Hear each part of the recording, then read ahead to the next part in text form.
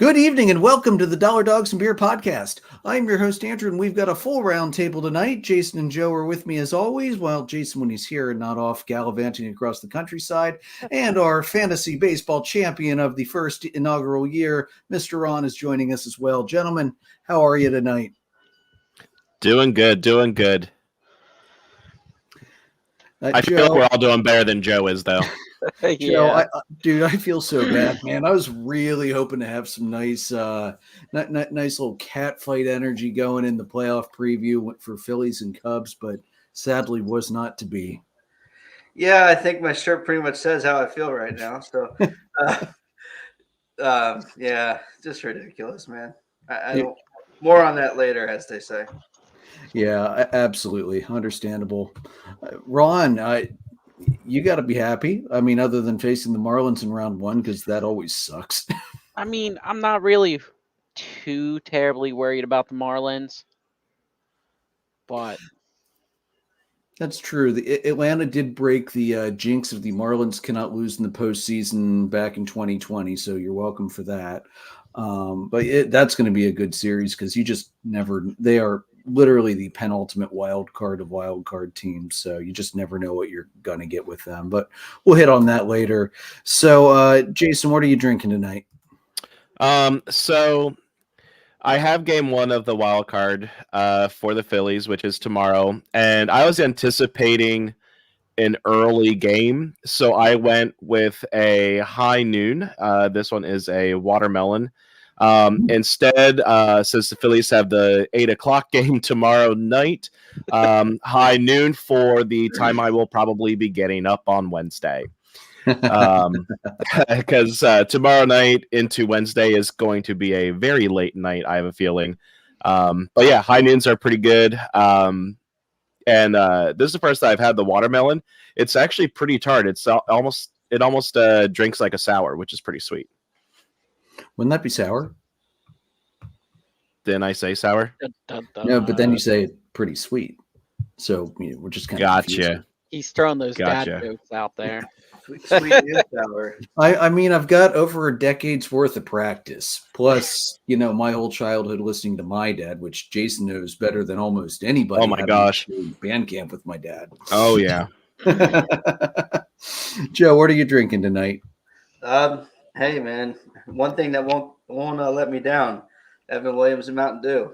So, and I've shifted into basketball and football season and basketball season. So, I figured it was going to be something hard mixed with Mountain Dew was going to be my guess for sure. Although Joe, I was kind of expecting you to just be drinking it out of the bottle tonight. No. I have measured approaches and controlled anger, so that's fine. I feel like you have to be a Cubs fan. Hey man, my brother's a Cubs fan. I've been watching it his whole life, man. And Ron, what are you drinking tonight? Got some Crown Apple and Mountain Dew. All right, and then guys, because we are in October and we are fighting through October, it is time for the Oktoberfest tonight, the Sam Adams Oktoberfest. So, although I have to say, at the Lidditz Brewfest 2 weekends ago, excuse me, I tried several very, very good local craft brewed Oktoberfests, and I will hopefully be getting a chance to cycle some of them on over the next couple of weeks. It does make sense that you kind of forgot that a little bit. Well, yeah, the goal at a beer fest is to make sure that you at least drink your entrance fee. And when you live close enough to walk to and from said beer fest, and you don't have to pay for an Uber or bribe a friend to be the designated driver. After the deck crawl for me a few weeks prior. I think you were a little more toasty after that than I was after Brewfest. Of course, that's mainly because you had liquor as well. I didn't have any. Well, I did have 3 glasses of mead, but that was the hardest stuff I had. All right, some other comments before we get started? Good old Coach Darren Lytle, chop on the O's in Atlanta. Thank you, Miggy. Thank you, Wayno. F you, Buck. Bye-bye, Fire Angel. Amen to all of that. And thank you to Terry as well, for Terry Francona. So, Coach, glad you could at least hop on and listen tonight. We got to get you on some night, so I have somebody else in my corner against two Phillies guys in the other corner. So see if we could set that up sometime. All right, so we're going to start in a slightly somber note tonight. Just a very, very bad week for deaths in baseball. Brooks Robinson, Tim Wakefield, and Jim Caple all passed away over the last week. Joe, you want to lead it off with Brooks? Yeah, Brooks Robinson died last Tuesday night. I think you mentioned Mr. Oriole, at the age of 86. Rob Manfred was quoted as saying, "All of us at Major League Baseball are saddened by the loss of Brooks Robinson, one of the greats of our national pastime and a legend of the Orioles. He was the 64 American League MVP, 16 consecutive Gold Gloves at third base, model of excellence and durability and loyalty. Nicknamed the human vacuum cleaner because very little got by him, if anything. Again, the 16 Gold Gloves, most by any non-pitcher in baseball history. So Maddox, of course, has the all-time of that of 18, but not bad at all. 18-time All-Star, 2-time World Series champion in 66 and 70. 70, he was the World Series MVP. Inducted into the Hall of Fame in 83, his first year of eligibility. First third baseman to be elected in his first year on the ballot. After retirement, served as the color commentator for the Orioles from 78 to 92. Very humble guy. He's one of those things that the fans of Baltimore really gravitated to him. He never asked anyone to name a candy bar after him, and Baltimore people named their children after him. So, stand-up guy, great ball player. One of the good ones, to be sure. Yeah, arguably one of the greatest third basemen to ever play the game, and without a doubt, the greatest defensive third baseman to ever play the game. 16 Gold Gloves speak for themselves. And I love how his statue outside the stadium, they deliberately colored the glove gold. Just love that touch for him. All right, and then Jason, how about Mr. Wakefield? Yeah, we lost another player this past week, actually just the other day. Tim Wakefield, very famous for his knuckleball, a great knuckleball pitcher. He did pass away yesterday due to brain cancer at the young age of 57. It seems to be a trend lately as far as some players passing away with brain tumors and brain cancer. But Rob Manfred, the commissioner, said, "We are deeply saddened by the loss of Tim Wakefield, one of the most unique pitchers of his generation and a key part of the most successful era in the history of the Boston Red Sox. Tim's knuckleball allowed him to excel as a rookie with the Pittsburgh Pirates in 1992. In 1995, he began a 17-year tenure in Boston, where he made a mark that will be remembered forever. Tim was more than just a versatile and reliable all-star pitcher, a highly respected teammate, and a two-time World Series champion. In 2010, Tim was named the Roberto Clemente Award winner for the dedicated work he and his family did serving the communities of New England. On behalf of Major League Baseball, I extend my deepest condolences to Tim's family, his friends and teammates across the game, and Red Sox fans everywhere. We will continue to support our partners at Stand Up to Cancer in the memory of Tim and all those who are in the fight against this disease." So good words from Rob Manfred. And then John Henry, who's the principal owner of the Boston Red Sox, with some really good words as well. "Tim's kindness and indomitable spirit were as legendary as his knuckleball. He not only captivated us on the field, but was the rare athlete whose legacy extended beyond the record books to the countless lives he touched with his warmth and genuine spirit. He had a remarkable ability to uplift, inspire, and connect with others in a way that showed us the true definition of greatness.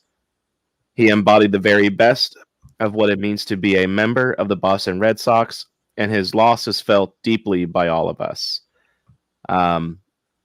Something that the Red Sox I saw did today on the Green Monster, as most stadiums have a spot for a pitcher number for whoever's currently pitching in the game.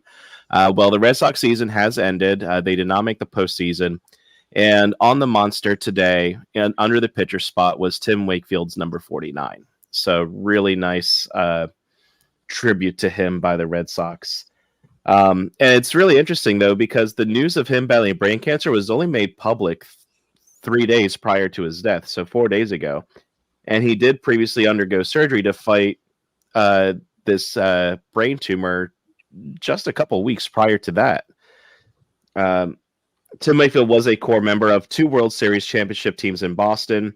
He won 200 games total in the majors, 186 with Boston, placing him second all-time on the Red Sox win list behind Cy Young and Roger Clemens, who each had 192 wins.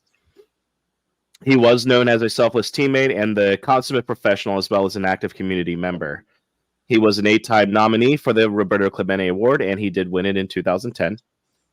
Originally drafted as a first baseman by the Pirates, but he did change positions in the minor leagues and learned to throw the knuckleball, which ended up saving his career.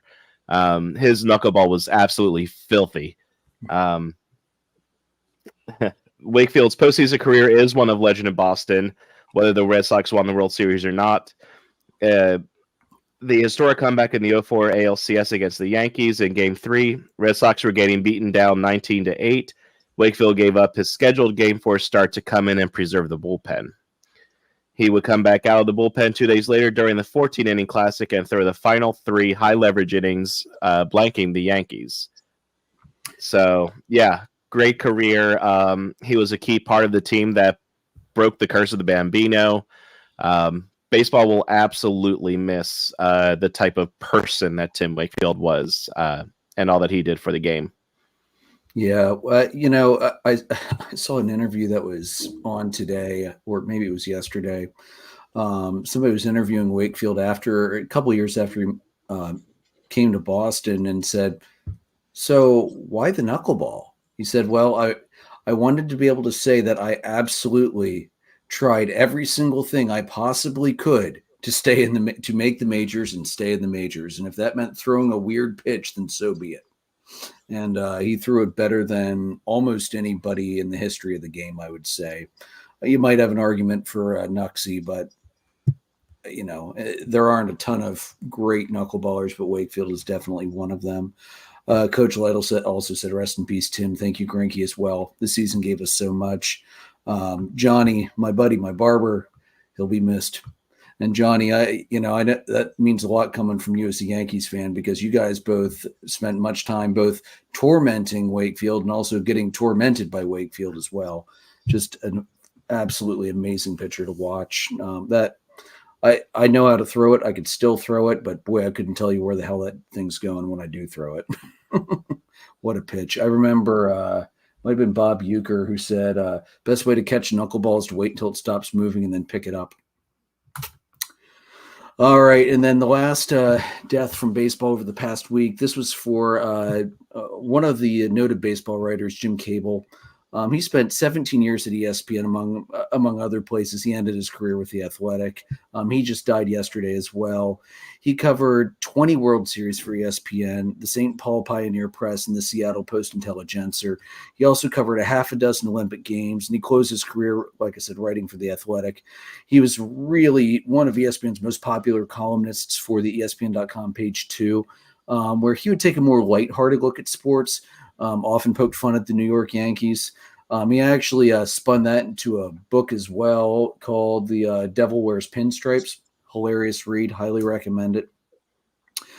His family said in social media that he had both ALS and dementia. So unfortunately, they probably knew this was coming fairly quickly. A former vice president at ESPN and one of his longtime editors, Kevin Jackson, said Jim was an amazing and prolific writer who always found the joy in sports. Whether he was writing about baseball, the Olympics, the NCAA tournament, or his beloved Tour de France, Jim cared deeply about the games we play, but he never took them too seriously. And that's one thing. That's one thing about his writing that I always noted. He very much is not a guy who's going to take it. He never took things too seriously. He even would poke fun at himself when he made a wild off-base prediction that blew up in his face. So to all three of those gentlemen, rest in peace. The game is a sadder game without you guys.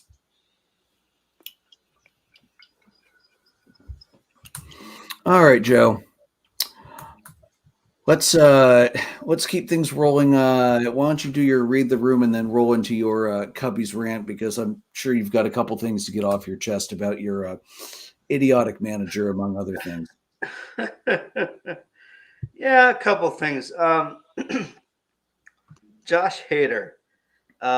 Over the weekend, I think this came out that he was asked to go in to get 4 outs instead of 3, and basically said, "No, I'm not gonna throw. I don't care. Are we, fighting for a postseason? Are we still playing for anything?" And basically said, "No, screw you. I don't care if you're paying me millions of dollars. I'm not gonna go play." And I just find this really stupid. Like, it's not, whether it's the manager's fault or not that your team as a whole has underachieved. This certainly doesn't help things by you being an asshole. And for the record, they were not eliminated by losing that game. They were eliminated. Right. So a real man of genius move right there. I mean, I don't know that. I mean, from that side of things, I mean, as a Cub fan, obviously we weren't eliminated until Saturday, but you and I both know we were eliminated 2 weeks ago. Yeah. So it's true. It's true. While maybe not mathematically eliminated, at least spiritually. Just seems kind of ridiculous that they, it doesn't make any sense. They had won 9 of 10 in a row to give themselves some hope, and Hader's basically like, "No, I'm not going to go out for a 4-out save. This is ridiculous." This is the kind of stuff that makes the average fan hate these guys when they hold out for contracts, when they bitch about their lifestyle and having to, travel and all this other crap. Like, this is the kind of shit that pisses the casual fan off. It's your job. It's Right. your job to go in and close games, regardless of when you're asked to. If any of the 4 of us were to be asked to go and do something for our jobs, and we said no, if it's part of our job description, and we're also saying no, we're not gonna be lasting long in our current positions. So, yeah, Josh Hader. I would love if teams just didn't sign him, but I know that there's going to be need for him. Yeah, I mean, you look at in that game, reliever Robert Suarez, who was on the mound for the Padres, had already thrown 30 pitches, couldn't really control much. Bases were loaded with 2 outs. Conforto was a left-handed hitter who, as we all know, anybody outside of Freddie Freeman can't hit him as a left-handed hitter.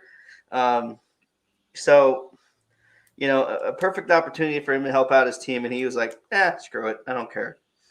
And that shit just kind of pisses me off. Like you said, Jason, there probably is going to be a team that gets him because his upside is higher than his negative. But I hope it's not my team. Let's just put it that way. That just seemed like a mess to me. Yeah, like, why? That it made no sense to refuse to come in there. Like, if you were already eliminated, okay, I still don't agree with it, but I can understand it a little more. Dude, your team is fighting for their lives. If you were in the wild card round starting tomorrow and your manager said, "I need you to come in and throw 4 outs tonight," you come in and throw 4 outs because it's the playoffs. Well, to get to the playoffs, you have to win the damn game, dude. Like, those are playoff games if you're still fighting to get in. No excuse whatsoever. No, and honestly, he's never been good when he has to pitch more than 3 outs. Like, that's always been his Achilles heel. But still, like, your team's won 9 of 10. A left-hander is up. You need to do your job. Yeah. It's ridiculous. Yeah, you lose your out. Your elimination number is 1. You play until you're done. Yeah. That's insane. Absolutely insane. Yeah. Joey, next one is Joey Votto got tossed yesterday. Now, I know he said, hey, my bad, I can't do this stuff. But it's his last game as a Red. Come on, the guy's an icon. I mean, yes, Joey Votto shouldn't have done what he did, whatever he said. But whatever he said is probably mild compared to, throwing your bat into or your helmet into the stands, Bryce Harper. Come on. The last game is a Red. Let him play. It's ridiculous. And it's the last game of the season. It's been a long 162 game slog. If the players need to vent a little bit, especially when they just got eliminated in game 161, let them vent. It's okay. Read the room. Yeah, that just made no sense to me. Two other things sort of unrelated to baseball for a moment. The NFL changed their Instagram bio to mention that the Chiefs are 2-0 as Swifties. But people aren't sure if a couple of calls went the Chiefs' way last night. That kind of sends a message that they did. Or at least that you're okay with the fact that there's this concern that a couple of calls went their way. You're flat out endorsing it. Your cover photo is images of Taylor Swift across the top of it. Like, can we, not be too fanboyish here, NFL? I mean, this is ridiculous. And it's just a publicity stunt by her, I think. I don't think that it's going to be a long relationship whatsoever because a couple people who I know who are big Taylor Swift fans, they're like, this is not her normal because she apparently is usually really, really private as far as her private life and relationships go, until that breakup song has to come out. But apparently some people are thinking it's to ease the Sophie Turner Joe Jonas divorce, I guess, to try and take some of the heat off of her or something like that. I don't know. I'm not all up to date on all that stuff, but all I can tell you is that breakup song with Travis Kelce is going to be something to listen to. Yeah, just title it "The Game Is Over." I like it. Quick, copyright it before she writes it. Please. Just like the football, you spiked my heart. There you go. Oh my God. So, yeah, I just thought that was in poor taste, and it looks kind of trashy and cheesy. And again, a lot of people who watched that game last night, I wasn't one of them, but a lot of people who watched that game last night thought there were a couple of suspicious calls or no calls towards the end of that ball game. And this does nothing but confirm that theory. The lack of a hold on that Patrick Mahomes scramble, yeah, that was a pretty bad miss. The pass interference, I didn't really care about that one, but the lack of a hold where he not only was he holding the jersey, but he had one arm locked underneath the lineman's arm, so he couldn't even. Yeah, I'm like that was so textbook. An idiot PIAA ref wouldn't have missed that one. So I don't know what the hell they were looking at. Anyway. Last thing on Read the Room, and I was expecting to have some backup for this one, but when in the hell did we start calling targeting calls when a guy hits a guy in the hip with his helmet? I've never seen this before in my life. What? In the Notre Dame game this weekend. I've never seen that before in my life. Do I understand the rule? Yes. Have we ever seen that? No. It's ridiculous. Yeah. Ron, in the Notre Dame game against Duke on Saturday, there was a tackle made by a Notre Dame player where he lowered the crown of his helmet, went straight with the crown of the helmet into the hip of a player, and was called for targeting and kicked out of the game. And the definition of the rule is basically leading to tackle with the crown of the helmet. So I guess by the actual rule book, yes. But have we ever seen that for anything below like chest and above? No. How many helmet to helmets do you see in the NFL nowadays, and they don't call jack shit? Like, There was a photo I saw from I think it was the Georgia State game that Notre Dame played, where these two guys came in real high and helmets on either side of the Notre Dame player, and it was not called. And it's like, okay, you're not calling that, but hitting the hip is now targeting.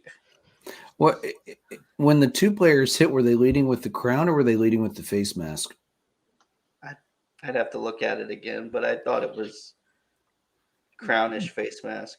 This conversation is where I wish that Jim or our buddy Matt was on here. Oh, geez. It's the crown. I'll send it to you, but it was the crown. Okay. It's ridiculous. But two other big Notre Dame fans combined with Joe as a Notre Dame fan talking about this play. The Andrew and Ron, the three of us could just sit back and just let them go. Just toss a hunk of steak in there every now and then to keep the fight going. As I said on Saturday night in our group chat, I get it in the definition of the rule, but it's never been called that way. Yeah. So, it just seemed kind of fishy to me, but whatever. Hashtag all calls go against Notre Dame. the only way I could never see say that. the only way I could see Jim it does. called that way is if he was like out of bounds. No, in the Yeah, field of play. Kind of goofy, but like I said, is what it is. They somehow won a game. I didn't expect them to blow them out, but that was a little closer than it should have been. Fair enough. All right, Joe. Let it off your chest, Cranky. All right. So a couple of things here. Obviously with the Cubs. Obviously they didn't make the playoffs, as we've alluded to 100 times by now. And No. when they had that awful week against the Rockies and the Diamondbacks, I mean, I think I'm fairly certain I came on here and was like, they're done. You don't own any tiebreakers anymore. You're at the mercy of everybody else, and that's a terrible position to be in. And so we are on the outside looking in. We were eliminated on Saturday night after beating the Brewers 10-6. It didn't matter. Terrific. Fantastic. You had to rely on the Marlins losing to the Pirates. Yeah. Like I said, it's not a position you want to be in, and you're playing Atlanta, who was white hot and ridiculous, and you're playing Milwaukee, who would love nothing better than to see you not make the playoffs. So, I mean, you're asking for trouble. I didn't expect them to make it the way that they had been playing, and as you know, Joe Stradamus or whatever you want to call me, it's the result we got. Hashtag Joe Stradamus. So, a couple of stats here. So, from September 16th on, they had held the lead in seven different innings in the eighth or later and lost the lead in all of those games in the bottom of the inning. Ridiculous.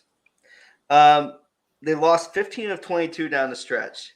On the 6th of September, they had a 92% chance of making the playoffs, and that went down to 0. I mean, this is Mets level collapse here. This was awful. You lose 15 out of 22. It's abysmal. It's pathetic. You lead the, not that this stat matters a ton, but you lead the NL Central in run differential, plus 96. The Brewers were at plus 81. So, a couple of comments from the Cubs ownership and the brass. Ricketts says, and when he was asked if 23 can still be considered a good season, he says, I don't think that we want to start calling seasons we don't make the playoffs good seasons. I think that's a consolation prize, and we don't play for consolation prizes. He said, that said, were some great moments, some great performances, a lot of excitement, and the organizational health is as strong as it's been in a long time. So with all the disappointment we had, there's a lot of optimism. He also said, I think Rossi did a great job. Creates a great clubhouse culture. The players love playing for him. He keeps a steady, balanced approach game in and game out that you need over the course of 162 games. He said Rossi did a great job. Rossi had a great season. The players play hard for him. He's our guy. Oh, geez. Well, Joe, Oh, I guess Joe's not seeing any playoffs for a couple years then. so we don't want to give consolation prizes, but Rossi did a great job getting them consolation prize. I'm getting there. He was clearly not looking at the lineups that Ross was putting out near the end. Near the end? Trial season, dude. Fair. Month by month breakdown, they went 1-0 in March because they only had one game in March. 13-13 in April, 10-18 in May, 14-11 in June, 15-11 in July, 18-9 in August, and then 12-16 in September. Wow. To be in the position that you're in, and in your last 16 games going into yesterday, being 5-11 in those games, scoring 89 runs, losing 11 of those games, and your opponents have scored 88 runs over that stretch. Damn. It's just pathetic, man. It really is. Like I don't put, you don't want to put all of it on the manager because there's a ton of guys who didn't perform down the stretch. Dansby Swanson was an error machine in the last 2 weeks of the season. It was terrible. Offensively in September, he was awful. Didn't get any days off, didn't take any days off. And maybe he should have.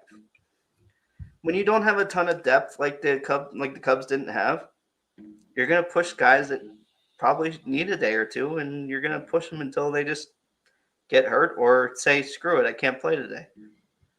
Whatever it is. And it's just, it's demoralizing. It's frustrating. It's all of the above.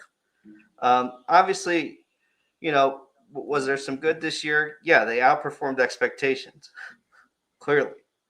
But, I mean, to be knocking on the door at the beginning of September and to do absolutely shit the bed and blow it in the entire month of September is just, it's terrible. It's awful. You look at the lineups that were being trotted out there week in and day in and day out. You promoted guys from AAA who were not going to cover off the ball and then promptly sat them on the bench for weeks. If you're going to promote a guy, put him in. Guys Canario was hitting the cover off the ball in AAA. You brought him up and sat him for 3 weeks, basically. And then he has a 5 RBI night with a double and a grand slam, and you don't play him the next night. Rossi's philosophy of playing the guys who got you here, well, that doesn't work. If a guy is hotter than another guy, that guy needs to sit and the other guy needs to play. It's ridiculous. It's absolutely ridiculous. Joe, I keep thinking of that Scooby-Doo meme where they reveal the monster and it's somebody else. Yeah. I keep waiting for them for a meme where you pull off the Ross mask and it's Joe Girardi underneath. It's bad enough that I have him in a booth. I don't need those nightmares. Because that is exactly what Joe Girardi did. They would bring up the guys like Stott and Bowman, and they weren't playing them. Girardi wasn't playing them. He was playing Johan Camargo and other players. So, Joe, I absolutely feel that, having gone through that with a manager and hopefully they split part ways soon for you. Look, there's no sugarcoating it. This was a flawed roster to begin with. You didn't have enough strong striking out starting pitching, swing and miss starting pitching. You didn't have that. Steele became part of that. I mean, he was reliable, striking 6, 7, 8 guys out every night, every time he was out there. But you didn't have anybody else who could do that. I mean, thankfully, you have the best defense up the middle in the entire league. But if you're giving up too many hits, that really doesn't matter. You know, I don't understand blind loyalty and not looking at what's happening in real time. I don't get it. You know, obviously, you know, the Cubs have shown that they're going to spend money. They'd spent some money that blew up in their face this year, and they spent some money that worked out really well. Swanson still has the best F WAR and B WAR of the big 4 shortstops from last offseason. So he certainly was worth every penny. I love what he does as a clubhouse leader. But as a clubhouse leader, when you're slumping the way he was, be cognizant of that and go, you know what, Coach, I need a day off. I'm not hitting well. Give me 2 days off. Let me hit in the cage. Let me watch the game and just relax and see what happens. It worked for Seiya Suzuki. You benched him for a week, and then he hit the cover off the ball in September. I mean, you have to start, you know, seeing what's happening and making these moves and not just sticking to, well, these are the guys who got us here. Yeah, that doesn't do you any good in October. It doesn't. Doesn't do you any good in September to keep playing guys who don't deserve to be out there. And you know what really struck me, Joe, in the Atlanta series, the Cubs led every single one of those games and just collapsed late. I know Atlanta's got a ridiculous offense that just pounds and pounds pitching staffs, but Jesus, like game 1 was a 6-0 lead at one point. Don't remind me. I'm already trying to get over it. Like I was watching that series and I'm like, first of all, what fucking moves was Ross making with his pen? Number one, and then number two, it's like that team just started to fold, and you could tell that team lost its spirit before that series even started. I mean, I said that after that Rockies series that they lost 2 of 3 and out west. You know, it looked like they just didn't give a shit anymore.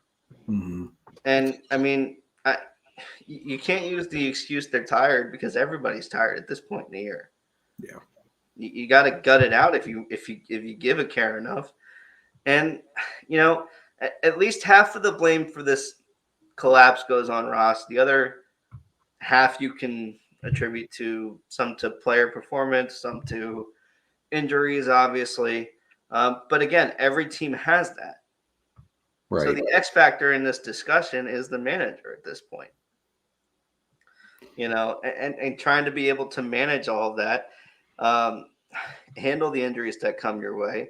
I think Stroman did the team a disservice by trying to fight through an injury and then having another one happen that nobody really knows how it happened with the rib cartilage fracture. Like, you know, there's a ton of question marks about how they handled a lot of stuff this year. And I don't understand it. I don't know what the direction is.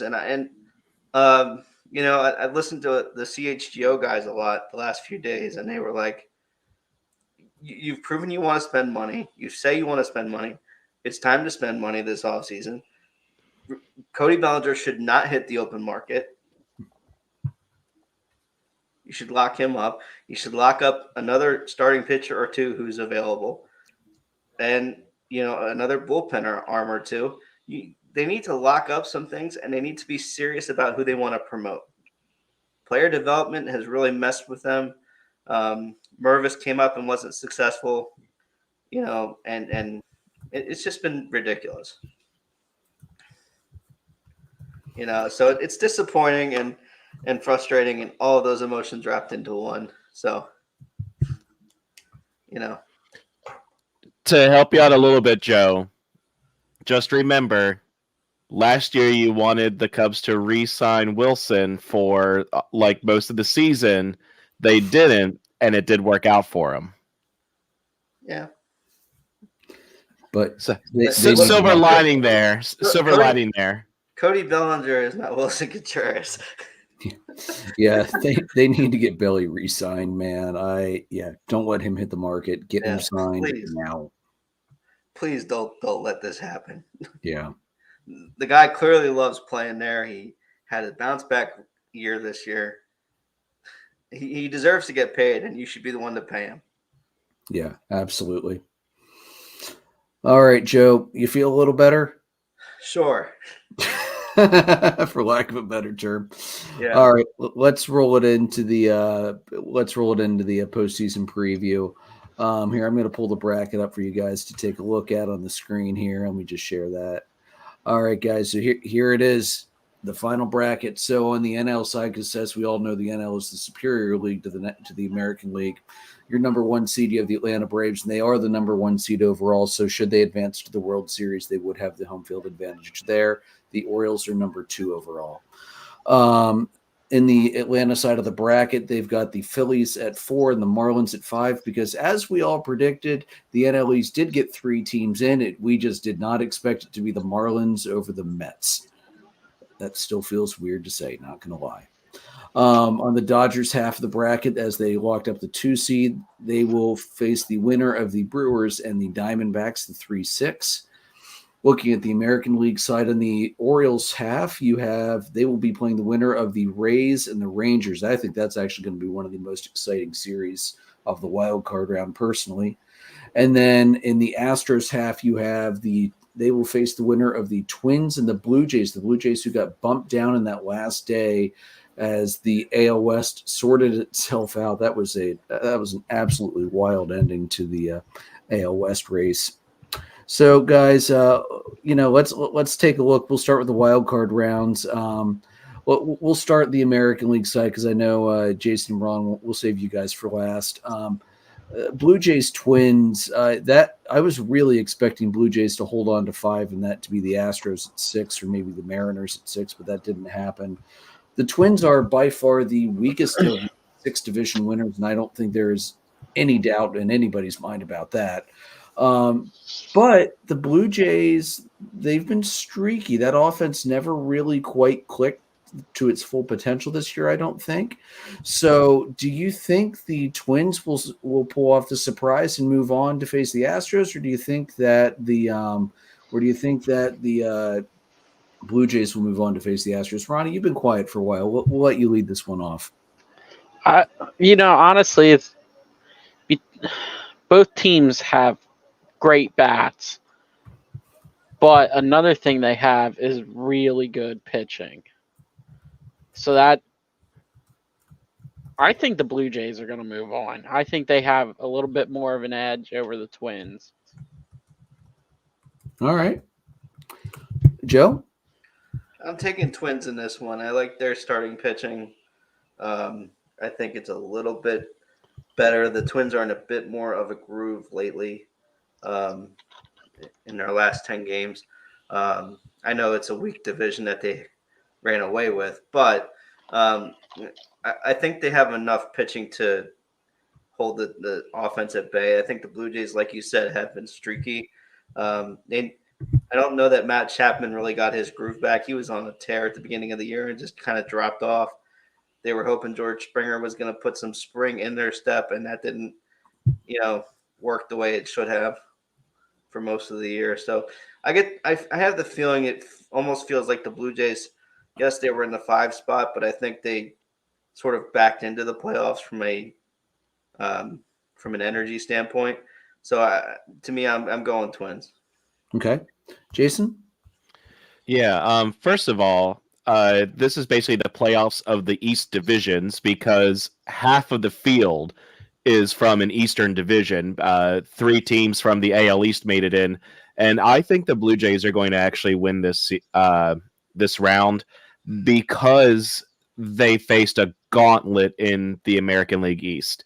they had to go up against the likes of the Rays, the Yankees, the Orioles, and even the Red Sox. Like, I didn't see what the final standings were in that division, but for the longest time, the entire division was above 500. So they finished in third, Jason. well, I meant like the rest, like the Yankees and the Red Sox. I don't know that they finished above 500, but The Yankees ended at 82 and 80. The Red Sox at 78 and 84. Okay. So I mean, considering this division was beating each other up throughout the year, I think the Blue Jays are kind of battle tested a little bit.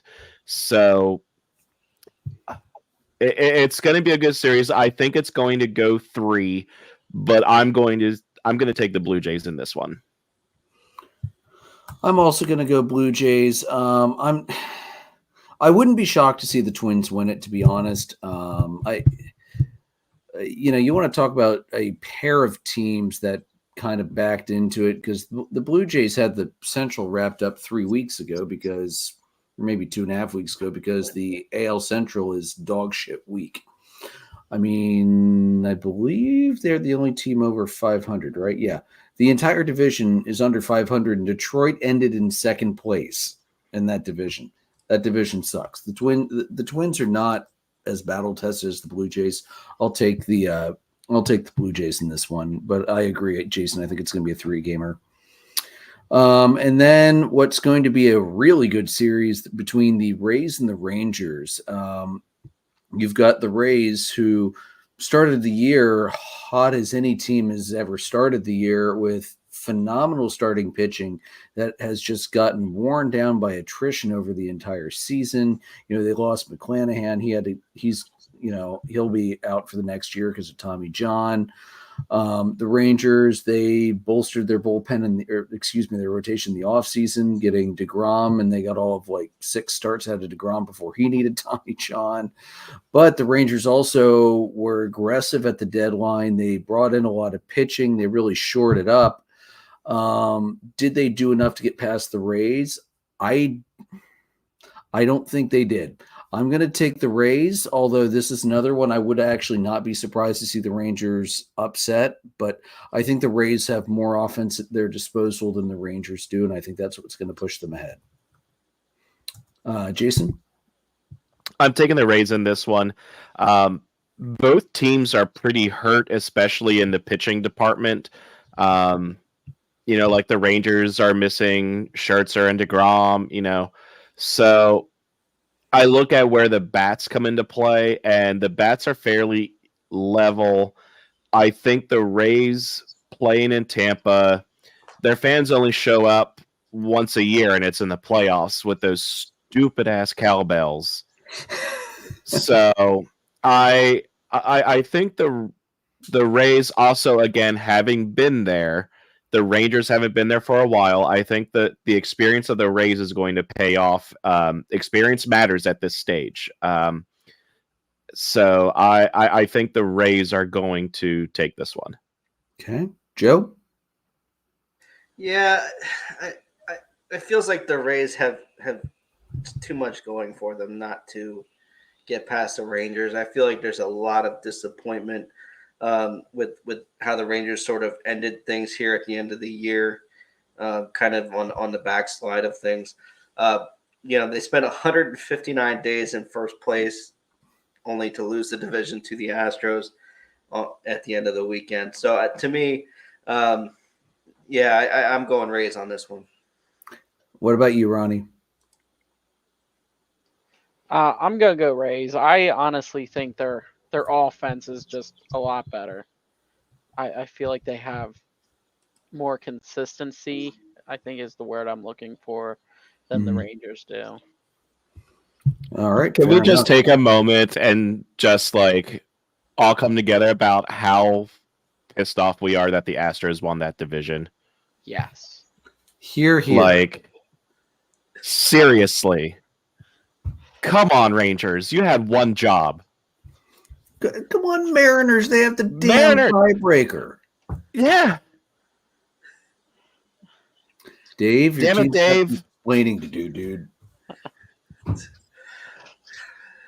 Didn't we all freaking pick the Mariners to win the West this year, or at least take a wild card? I think so. Pretty I'm sure pretty we did. sure we had them winning the division. Yeah. Shit. Well, that one went well. And that was, I think, a lot of that was thanks to Dave's high praise for them last year because they performed up to expectations last year. Yep. Well, and they're basically like the Padres this year. They just didn't finish strong. They were in there for a while, and I think they had dropped. They started slow, but picked it up, and then dropped off the face of the earth again. Yeah. Joy. All right. They Cubsed it. Too soon. Sorry, Joe. All right, so let's look at the. We'll save the Philly series for last. We'll first hit Brewers and Diamondbacks, as the Brewers weaseled their way into the NL Central title, and then the Diamondbacks got dropped down to 6 as the Marlins held the tiebreaker over them. Unfortunately, too bad the Marlins didn't have to go back and play that extra game in New York tonight, so Ronnie could at least have a freaking baseball game to watch. Ronnie, what are you thinking here? Brewers, Diamondbacks, what are you thinking? Oh, that's tough. I mean, I don't really like the Brewers. I'd rather see the Diamondbacks, honestly. They're both they're pretty even all around. I think Brewers pitching is iffy right now without Woodruff or whatever his Woodruff, name is. yeah. Yeah. Without him, they're back. gonna. No, he's out for the He's out for the wild card and maybe the entire playoffs. Okay, that kind of changes my prediction a little bit. So I think he was back. I think the Diamondbacks have a little edge with their pitching. So. All right. Ronnie's taking the D-backs. Joe, I'm assuming you're taking the D-backs out of principle. Not as much out of principle. I mean, I've watched them kick the shit out of my team the last two series of the last month, and they're gonna have Galen and Merrill Kelly probably starting game 1 and game 2, and you got a great shot to win, and that's all you got to do is win 2. So I trust their 2 over anybody that Milwaukee puts out there. Okay, Jason. Yeah, in the wild card series, a lot of times it's about who has the better of the top 2 in the rotation. In this case, it is the Diamondbacks. The Brewers are hot right now. So it's very hard to go against them. But in solidarity with you, Joe, I would love to see the Brewers out, and I'll take the Diamondbacks. They played a garbage team in the Cubs. That doesn't exactly make them hot right now. And the other thing is they were within a half game of the Phillies at one point, going into like the last 2 weeks, and they wound up in the 6th spot. So maybe they're not the hottest. Marlins are maybe a little hotter, but again, the Marlins also didn't really play much of anybody the last week and a half. Yeah, I'll take the Diamondbacks because of their top 2 in the rotation. So the one thing that gives me pause is let's remember the Bruins do have Corbin Burns going game 1. I like Corbin Burns better than I like Zach Gallen right now because Zach Gallen has not pitched well over the last month. But after that, if Woodruff's out, then it's Freddie Peralta and Wade Miley after that. So I'm going to go – I'm also going to go Diamondbacks, but I'm going to go Diamondbacks in a full 3. I don't think this is going to be – I think this is going to take all 3 games, especially being at Milwaukee. So also, as it's been well documented on the show, I hate the fucking Brewers. So I'm happy to see them go down. I mean, I think it's going to go 3-2, and I think this is Craig Counsell's audition for the Mets or the Cubs or somebody else. Yeah, probably. His contract is up, and David Stearns is the new Mets president of operations, and he's coming from Milwaukee. That's true. Yeah. I mean, I particularly appreciate the legend of the Milwaukee Brewers and Hank Aaron. I mean, he had some of his best years in Milwaukee. As a Brave, not as a Brewer. Dick. So That was a moving good on point. to those assholes in Philadelphia. Did want to point out Ryan Graham commented a little bit ago. I was just saving this for now. He thinks the Phillies are going to be on an NL East tear. Jason, I know this is a series you were much hoping it was going to be anybody but the Marlins that the Phillies had in round one. I'll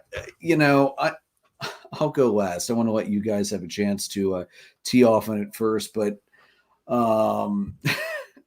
what? Good God! Why did all the NL East teams have to get stuck on the same side of the bracket? This is why we need the NBA does playoffs better than anybody. Reseed after the freaking round. Just reseed it. I don't care if the bracket doesn't look right because we can't show the pretty picture. Who cares? The one seed should get the lowest seed remaining, and that's how every playoff should be. I don't care if it's baseball, basketball, football, hockey. All right. NFL reseeds. Yeah. So last time I checked, the NFL, as much as we all love MLB, the NFL kicks MLB's ass in popularity and has for a couple decades now. So, if that's one thing we decide to emulate, it wouldn't be a bad thing there, Mr. Manfred. All right. Jason, Ron, who wants to go first? I'll let the guest go first. Oh, Ronnie, it's all you. What are you thinking, dude? Honestly, I think it's going to be Philly in 3. Just Philly in 3. The Marlins are too hot not to put it into 3 right now. I mean, yeah, they played some pretty shitty teams, but their bats are pretty close up there with Philly bats. But then again, you have, Jason's going to get to see Wheeler again this year. So let's hope that turns out in a good sense. If they do go 3, which I hope it does, because that'd just make a great series. But no, get it done as quickly as you can, man. Well, yeah. If the Phils win game 1, win game 2, and get out of there. Yeah, let's hope it doesn't go 3 because their third game starter is going to be Ranger. Actually, it looks like it's. I would not be surprised if you see it as Christopher Sanchez. I expect Ranger to be more of a bullpen piece, at least in this series. Christopher Sanchez has been one of the best starters, the more consistent starter. Yeah. So I kind of expect that if it goes 3, you're going to see Christopher Sanchez. Yeah, I saw something that it might be Ranger as the third starter just because of his experience, but that's also true. So inconsistent over the season since he got back from injuries. It's just, and Sanchez, he's been doing great, so I fully expect him to have a hell of a game if it does. Yeah. Realistically, if it gets to a game 3, you're going to see both guys in there in all probability because you can't lose game 3 or you're out. Right. And I think the thing with Sanchez is his numbers don't look great as far as wins and losses. His ERA is pretty solid. But the issue with his record is he was given backup lineups whenever he pitched. He was getting the Garrett Stubbs, Rodolfo Castro, all these. So what you're saying is Thompson was channeling his inner David Ross in those games. Yes. Pretty much. Which, I mean, a lot of times it did just line up that, it was a necessary day off for JT, things like that. But, yeah. Ron, I'll let you finish up. Sorry. No, that's about it that I had. So for this series, there's a big difference between playing the Marlins versus playing the Diamondbacks. Diamondbacks, you can get into a slugfest. The Marlins, they got in because they absolutely crushed it in one-run games. Mm-hmm. They were like 33-11 or something like that in one-run games this year, which was best in the majors. So the key here to beat the Marlins is put up runs, which the Phillies can do. The Phillies have the bats. Top to bottom, the Phillies are the better team. Top to bottom, the Phillies have the better lineup. They have the better pitching staff. The Marlins are missing Sandy Alcantara. The Marlins are throwing out Luzardo tomorrow night, and Barrett, I believe, in game 2. So, and Luzardo did well against the Phils this year. The Marlins won the season series this year, 7-6 against the Phillies, including going 4-2 in Philadelphia. The Phillies, with their experience, should win this series. Because the teams that I pick usually don't win the series that I'm choosing them to win, I'm going to take the Marlins in 2 or 3 games.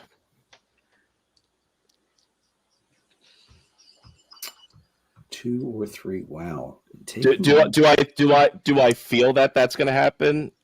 No, but because I know for a fact that if I pick the Phillies, they will 100% lose in 2. I'm going to just say, you know what, Marlins. Fair enough. And tell you what, Braves win the World Series. I swear to God, if you jinx my Braves, I'm going to kick your ass, dude.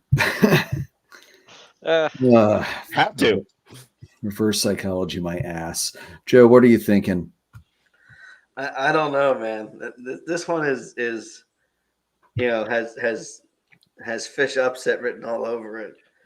The Marlins are their nemesis. They have been, consistently the last few years. They're 4-2 in Philly, or 2. Did you say 4? Yeah, 4-2 in Philly this year. My heart says that obviously, I think the Phillies, like you said, they should take care of business. Jason, how do you feel about the bullpen lately? Ron, same question to you. Outside of Craig Kimbrell, the bullpen has been solid. Couple walks here and there that can come back to bite. Kimbrell, I think, mainly needed rest and he also needs to not come in the 8th inning. I don't know why you're using your the guy who's supposed to be a closer, and you give him a closer's entrance in the 8th inning. That makes no sense. But I think he needed some rest. Bullpen, I do like the Phillies bullpen outside of Kimbrell right now. One of the things that's going to be tough is the Marlins are very heavy in the left-handed pitching department. That is not something that usually bodes well for Philly, unfortunately. Looking at some advanced stats here, Joe, I'm sorry, you didn't even get to your prediction yet. My bad. I did not. I was asking some info. I needed some info straight from the source. Was some insider info. So, I'm gonna go Marlins in this one. It's probably gonna be 3. It shouldn't be, but it's gonna be 3. And David Robertson is gonna get the final out. Wow. Come on. I don't know. The Phillies rocked Robertson, though, this year. So, yeah, bring him in. Robertson has been dealing in the last 3 weeks. But not against the Phillies. I don't care. In October. I will say, last year, one of the teams, I believe it was actually somebody from the Braves, said that playing in Philly was 4 hours of hell with the atmosphere. Now with the pitch clock, it's going to be, only 3 hours of hell. But I do think the atmosphere is going to potentially have something to do with it this year. Give me a second. I have the quote here. Let me see who the hell said it. I feel like it was somebody from the Braves. I can't remember who said that, but I remember hearing. I know somebody from the Astros said that, and I think it was Bregman. Maybe it was Bregman then. Like Jason said, I think the Phillies should handle business, but the thing for momentum and the Marlins need to take the Phillies crowd out of it. Right. It doesn't say. He never said which coach said it. Okay. He said it was a coach from one of the teams the Phillies played in the playoffs. The whole quote is, after everything was over, World Series was done, I got a phone call from a friend of mine who was coaching with another team that we'd played in the playoffs. So probably not a manager. We were just talking about the games we played and all of that, things that went on. I said, what did you think about the atmosphere in the bank? And he said, our team, they couldn't concentrate. They couldn't think straight. He said, playing in your stadium, the way you guys played and the electricity of the fans, he said it was 4 hours of hell, I swear to God. So it was never actually revealed who the coach was. I don't know where Thompson's been, who he's been around well enough to know which connection he would have made over the years to answer who that coach would have been. Did he cross over with Rick Kranitz? Because that's the only coach that I can immediately think of that was with the Phillies relatively recently was Kranitz, who's Atlanta's pitching coach. So maybe it was Kranitz, but I think that sounds right. So unless it was Kranitz, I don't know who it could have been. Yeah. And again, as we know, when you're looking at coaching staff and you get past, your main staff, a lot of those guys turn over a lot year to year. So it's hard to say. All right, so looking at some advanced stuff here, guys. These are two remarkably well matched up teams. As Jason pointed out, 1-run games, the Marlins 33-13. That is a ridiculous mark. Philly just a little better than 500 at 29-24. If it goes to extra innings, Philly's played a lot of extra inning games, 10-7. Marlins went 7-3. Marlins do a little better during the day, 40-30 versus 37-25. Phillies dominated at night, 53-47 versus 44-47. This is an interesting mark, though, and maybe it won't matter, but the Marlins don't play well in grass. Let's remember they have a turf stadium at home. They have a 35-37 record in grass stadiums versus 49-40 in turf. Whereas the Phillies are 79-64 on grass and 11-8 on turf. But interestingly, though, the records in the East it's close. Miami went 26-25 in the East, and Philly went 25-27. So, honestly, this is probably one of the most even matchups I think I've seen between the Phillies and the Marlins. I do like Philly.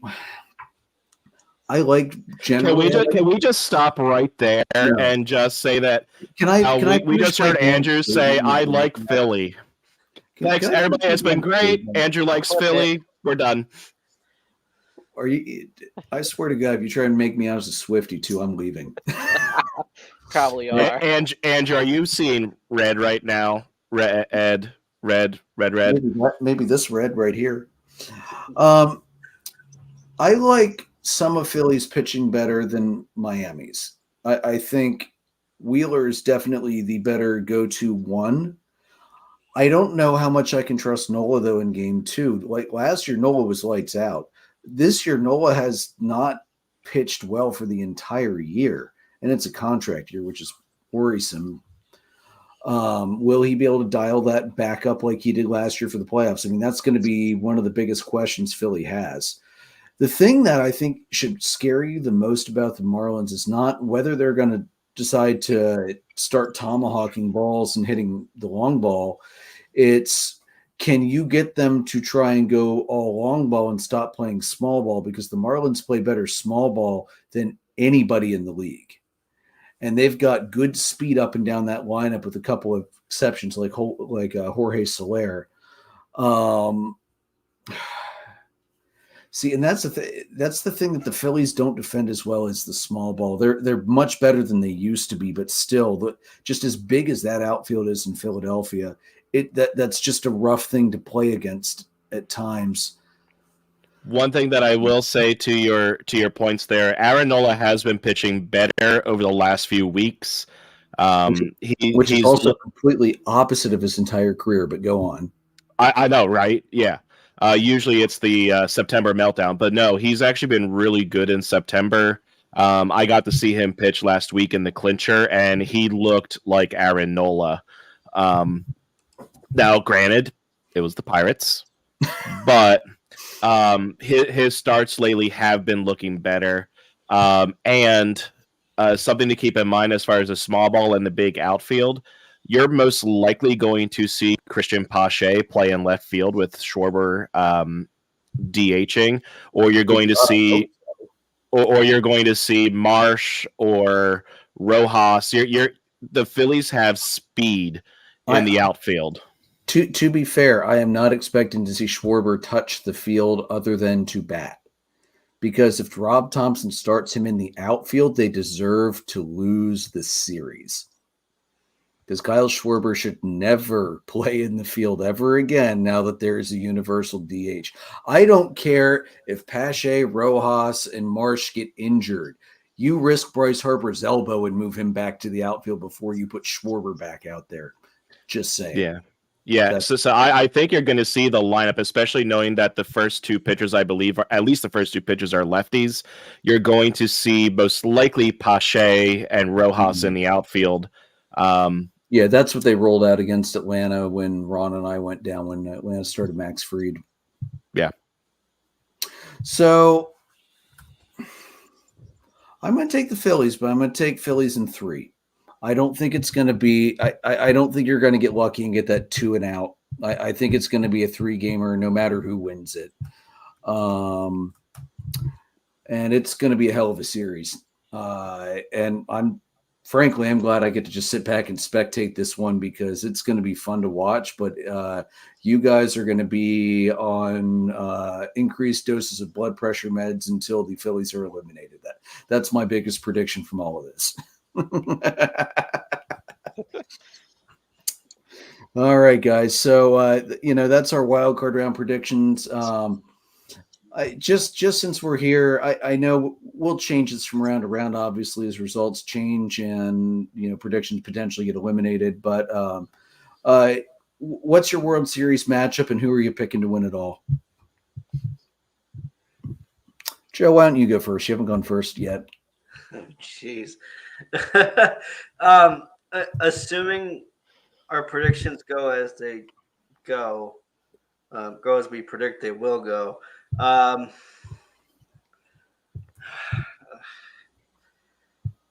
Let's see. I think I like the O's to make it the whole way to the World Series on the AL side. The NL side, I think. You know what? Screw it. Diamondbacks. Okay. O's, D-backs, and who are you taking to win? O's. All right. Ron, what's your prediction? Oh, well, I'd love the Phillies to go, but honestly, I don't see that happening. Nobody saw it last year and they made it. This is if there's ever a time to make a homer pick, do it. That's what Jason and I have done the last 2 seasons of Dollar Dogs and Beer, and it's worked out really well for me and almost really well for Jason. I would still argue that it worked out really well last year. Because after the comebacks against the Cardinals, and especially in that game 1, to go on that run that they did, everything after the wild card round was just bonus. Yeah. And honestly, it's not usually the best team that wins. It's who's playing hot right now. Well, honestly, I'd have to go Phillies to win, and they're probably going to play the O's. So you're going O's, Phillies, taking the Phillies. Going for a rematch of 83. Exactly. Jason? So my heart wants to say the Orioles and the Phillies. I really like the Orioles. I have an Orioles jersey on to go with my Phillies shirt. It's supporting both teams here.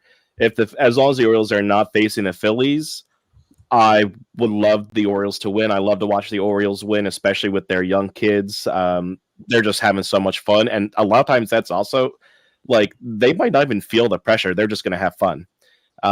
They've already exceeded expectations for the season. So actually a Phillies-Orioles World Series, I would not be terribly upset to see the Orioles win. Mhm. But because, again, the teams that I pick to win usually lose, I'm going to say the Braves are going to face the Astros in a rematch of 2021. I wouldn't be shocked by that, actually. With the Braves and the Astros both tying and becoming co-champions because of an asteroid that hits the planet Earth and wipes everybody out. I'm just going to mark it down as Braves and move on. Yep. Mark it down as the Braves, which honestly the Braves are the best team in the field. As much as it pains me to say it, the Braves top to bottom lineup pitching. Now, starting pitching, I think you could argue for other teams. Yeah, they don't have the best starting pitching. Agreed. They don't have the depth in the starting pitching, but their lineup, you have a guy who's going to be the MVP winner. The Braves, top to bottom, I think are the best team in the league and in the field. So I'll go chalk and say the Braves. I've been thinking long and hard about this. I really want to see Orioles. That's Braves. what she said. Well played. I really want to see Orioles Braves. In addition to Big Jim, I've got a ton of friends who are Orioles fans, and I really want to see them get back. I don't think it's happening this year. I think it's going to be next year. You're likely to see the Orioles make it all the way. Youthful lack of experience only gets you so far. You still need to have a couple of the guys that have been there and done that to help get through a rough series, a rough game, and they just don't have those guys right now. And as much as I hate to say it, I think it's going to be the damned Astros again, but Atlanta's going to repeat 2021 and kick the Astros' asses. Big difference this time is the Braves will be the favorites and not the Astros. Right. The Braves actually that year won 88 games? Yeah, 88. Yep, they weren't even a 90-game winner that year. Yeah, they were definitely the upstart team of that year. Right, but again, that was the big thing why the Braves wanted to bring Charlie Morton in the offseason was to have that veteran presence in the pitching staff. And Jorge Soler had been there before. He was, if I'm not mistaken, he was a part of that Cubbies World Series team, right, Joe? Or was he dumped the season before? Soler? Yeah. He was in Kansas City, I think. Okay. Yeah, I knew he had previous experience, so it helps to have those veteran guys, and also Jock Peterson, because I love Jock Peterson. That guy's great. All right, so let me roll it into the Braves here quick, and we'll get the season highlights. we're not going to hit last week, so a couple guys want to highlight. Ronald Acuna, first of all, 40-40, first ever member of the 40-70 club. His line on the year, 337, 41 homers, 217 hits, 80 extra base hits, 106 RBIs, 149 runs scored, 1.012 OPS, and 84 strikeouts. He joins an extremely exclusive club of Lou Gehrig in 27, Chuck Klein in 30, and Jolton Joe DiMaggio in 37 as the only players to hit at least 335 with 40 homers, 215 hits, 80 extra base hits, 100-plus RBIs, 145-plus runs, and a 1 OPS with fewer than 90 strikeouts. That's been the big – I mean, you can't take – I'm not going to take away his speed because – his speed's insane, but you can't take away the fact that he has become so disciplined at the plate this year. Just absolutely phenomenal to see. Stole 73 bags. It's a franchise record. He passed Otis Nixon. Likely going to be the MVP. I swear to God, if it's Mookie, I'm going to break something because that's bullshit. Matt Olson. Fuck off with Schwarber, dude. There's no the dude's hit what 290. I'm sorry, 192. No chance. Matt Olson, franchise record, led MLB with 54 home runs, passed Andre Jones's record of 51 from 05. Franchise modern era RBI record with 139. Nearly had the first 140 RBI season since Ryan Howard and Prince Fielder in 09. First of all, I hadn't realized it had been since 09 since we had anybody who had 140 RBIs in a season. That's wild. And also, that's just another testament to how insane of a season Acuna's had, that Matt Olson is not the runaway favorite for the MVP award or top 3. That's just wild. Marcell Ozuna left April batting .085, so below the Schwarber line. 2 home runs, 2 RBIs, a 397 OPS. From May to the end of the year, Ozuna hit 297, hit 38 home runs, and a 969 OPS. For the year, he had a 40 home run, 100 RBI season. I didn't realize he had 40 for the season. Yeah, he got his 40th against the Nationals on Sunday. He actually hit 2 home runs in that game. Spencer Strider, first 20-win season as a pro. He set the franchise single-season record in the modern era with 281 strikeouts, passing John Smoltz. Good company to be with. The team marks, they hit 317 home runs, ties the MLB record set by the Twins in 2019. Olson had 139 RBIs, always had 109, Acuna 106, and Ozuna had 100. So that's 4 guys with 100-plus RBIs. That ties the franchise record. Previously, that was in 2003 by the Jones brothers, along with Javi Lopez and Gary Sheffield. They had a team .501 slugging percentage. That is the highest single-season mark by any team in baseball history. This is the 4th time in baseball history that a team has had 3 players hit 40-plus home runs in the same season. Ironically, most of those teams have been Rockies teams for obvious reasons, but 2 of the 4 times have been Braves this year, and then the 1973 Braves featuring Hank Aaron, Darrell Evans, and Davey Johnson. So pretty cool company to be with right there. So I can't argue with Jason. They should be considered the prohibitive favorites in the field, and as long as that lineup keeps on with what it does best in grinding opposing pitching down, they've got a really good shot at taking it all the way. Speaking of, the 4 guys having 40-plus home runs this year, the Phillies had, I think it was 5 or 6 guys with 20-plus home runs this season. Oh yeah, Phillies had a great power output this year. They got contributions from a lot of guys. Harper, it took Harper longer to get it going, but I wasn't really surprised coming off the elbow injury. The power is the last thing that comes back from injuries like that. The funny thing is with that, I was just saw something, and it was he got his power back also right after Trey Turner started getting hot, right after that ovation. Yeah, I wish Turner wouldn't have screwed around for the first 2/3 of the year. My fantasy team would have appreciated him being a little more. I don't think that would have helped you, bud. All right. Well, he didn't help in the last week. He was kicking the ball all over the diamond. Those errors did not help him. I was happy about it, but not at the same time. That's fantasy for you, man. If that's not the purest definition of fantasy sports, I don't know what is. All right, so let's look at the regular season wrap. So here are our stat leaders from the year. Home runs in the American League, Shohei had 44. He's the first home run leader to hit no home runs in September since Dick Allen did it in 74. And then again, Matt Olson led all of baseball at 54. Looking at batting average in the American League, it was Yandy Diaz of the Rays. He had 330. That's actually, believe it or not, that's the first Rays batting title in franchise history.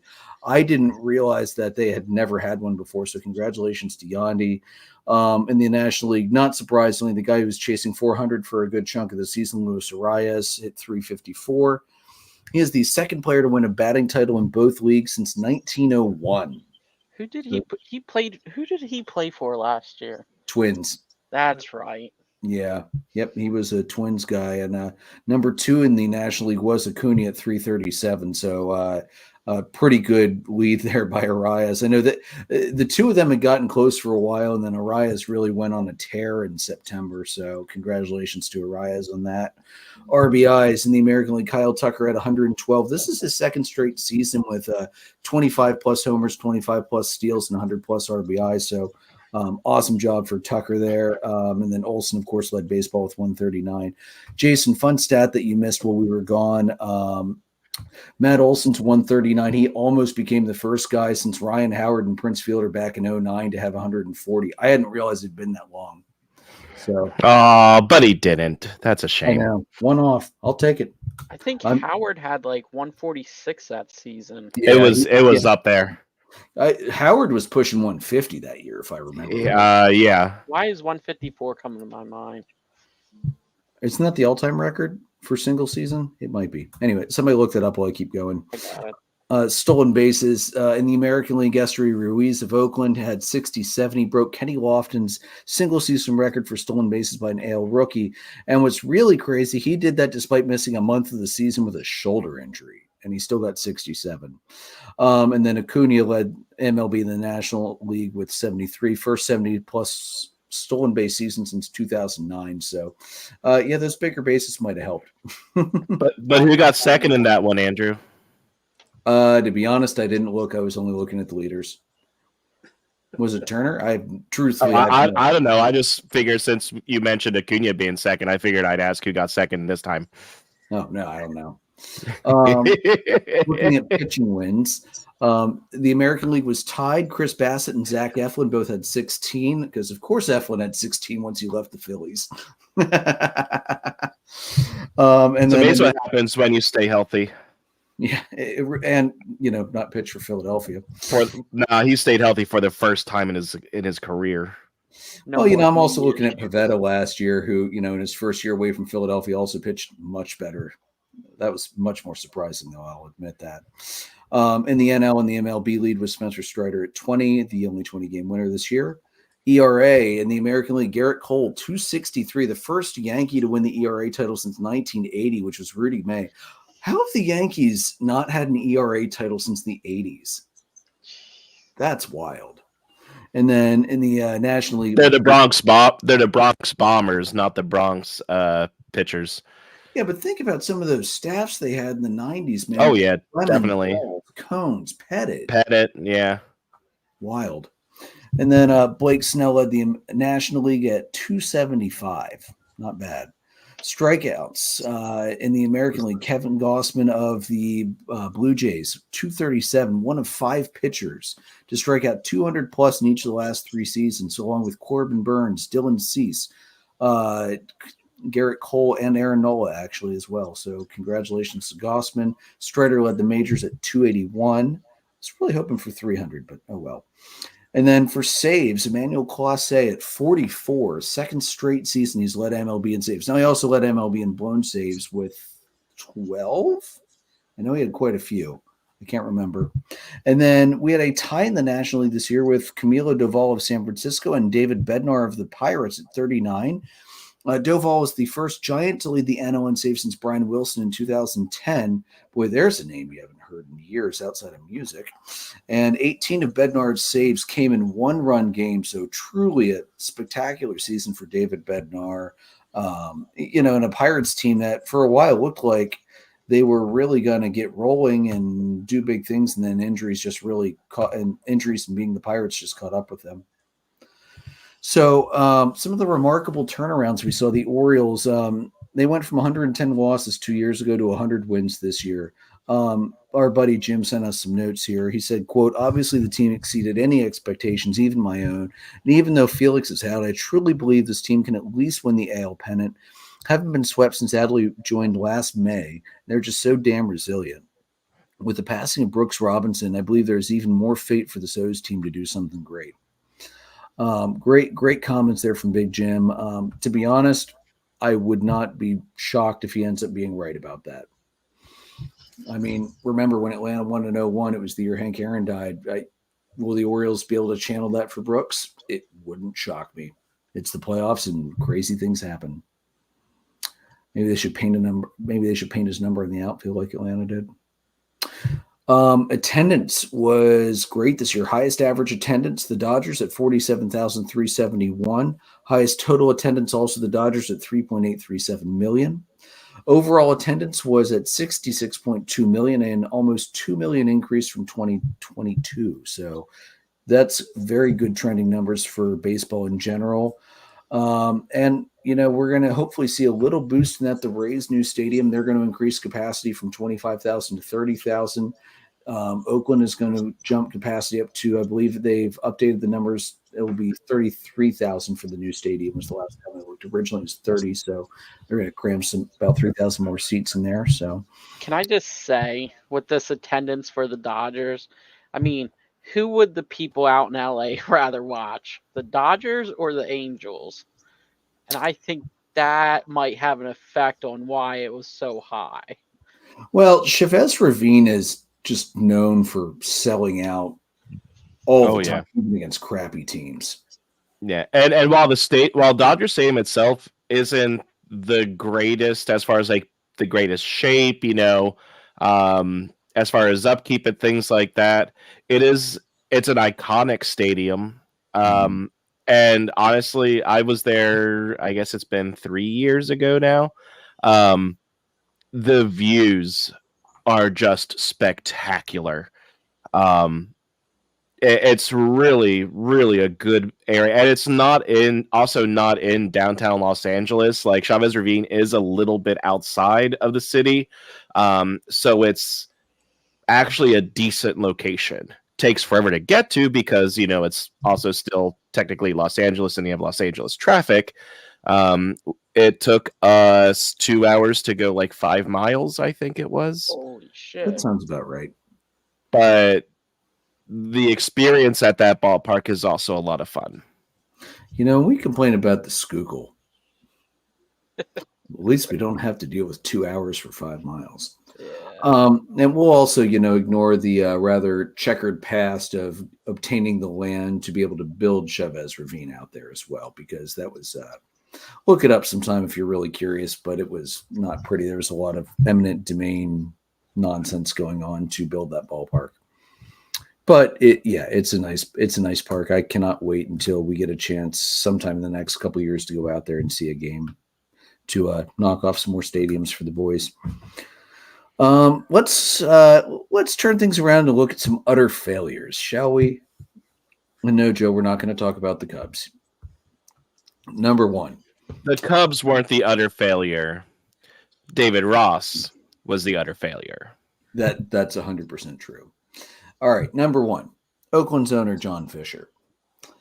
His continually placing the blame on the city of Oakland for the failure to keep the A's in Oakland when it's way more likely that he was just using negotiations with Oakland to leverage a more team-friendly deal to relocate to Las Vegas. And let's not forget, he tried to move the A's before. Not too long after he acquired the club back in 2005, he tried to relocate the team to San Jose, which was blocked by the Giants because they have territorial rights to San Jose, as they should and had every right to do so. Oakland Mayor Shang Tao said, "It's clear to me that the A's have no intention of staying in Oakland and have simply been using this process to try and extract a better deal out of Las Vegas.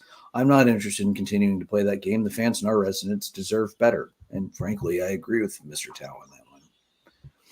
Also, let's remember Fisher's lack of spending on the team as well as trading away all of their bona fide stars directly sank the club because only a couple of years ago, they were an 80-plus win club pushing for playoffs.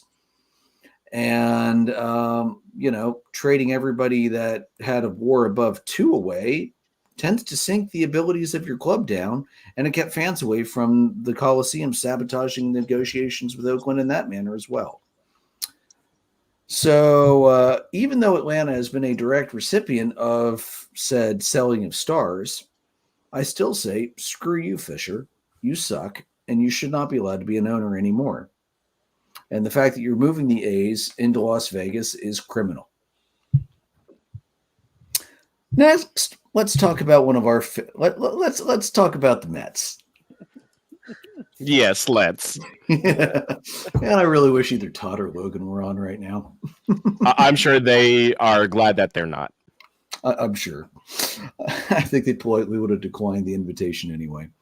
So, 2022 ended. The Mets and owner Steve Cohen were finalizing an MLB payroll record by paying out $430 million in salary and luxury taxes.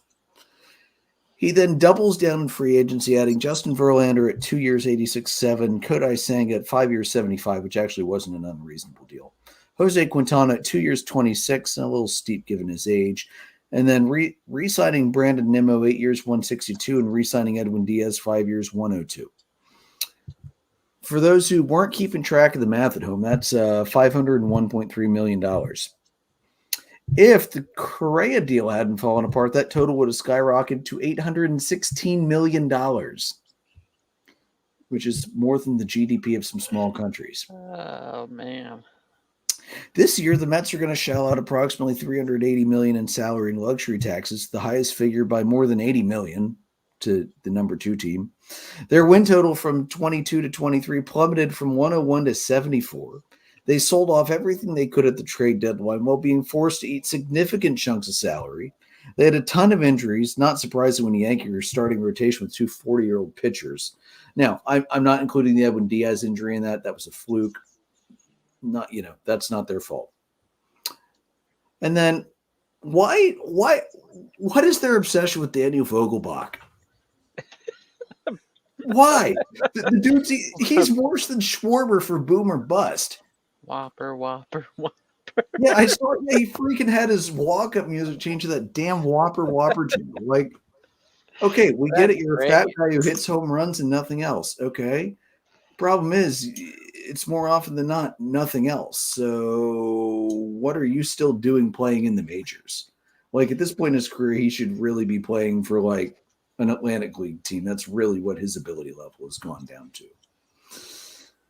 So I mean, while Schwarber's average is abysmal, it was like a 196, I think it ended up being this year. He was productive. He would be a good person for Moneyball sometime. He gets on base through the walks.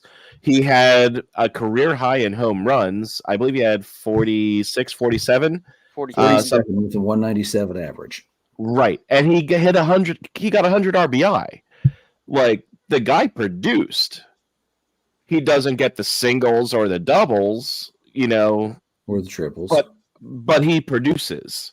For the stolen bases. But the thing is, he still produces and he gets on base for the guys behind him. Or catching baseballs in the outfield. He doesn't do that either. I mean, the wild thing is his WAR this year is let's get back to the Mets. His WAR is 0.7, and most of that's because he can't field the ball to save his life.